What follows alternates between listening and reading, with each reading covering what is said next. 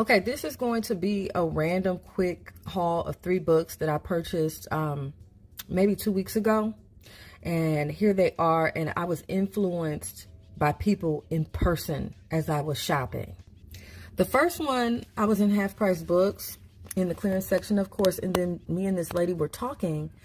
And because she was browsing as well, and she said, you got to check this book out. And I was like, oh, that's weird. My hand was just on that book, but I put it back. She said, oh, no. And she had me read a section of this book that was about scars.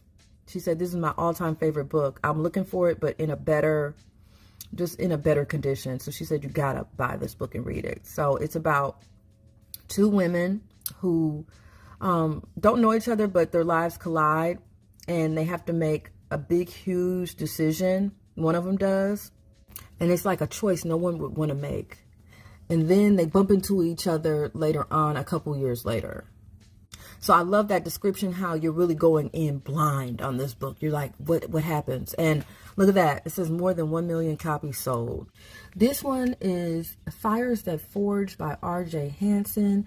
And this one is a fantasy. Normally, I don't read fantasies, but the author was telling me that, yeah, because I love thrillers. He said, yes, this is thrilling. And then I was reading the back, and yes, this is about a serial killer and some more stuff going on. And so I was like, oh yeah, I can get into that, even though it's a fantasy. And the thing that's even better about this book was that the author was so nice and kind. So was his wife. And I let him know that I was an indie author, and he opened right up and gave me all kinds of information, answered my questions, and that was just a great way to connect. Also, he told me that the other books in this series are actually vampires are in those books. And I like vampires and witches in my fantasies. So I'm going to definitely push through this first one. Hopefully it's good, because I definitely want to get to the vampire. But the same book fair, there was like a pop-up bookstore. And actually I looked it up. It was called Planet Mars Books. And the lady who was doing the selling was really nice, and she knew all the books very, very well. And she said that this author, C.J. Lead, is actually her favorite author. And she said this book is like the female American Psycho. And I was like, what? Sold, okay?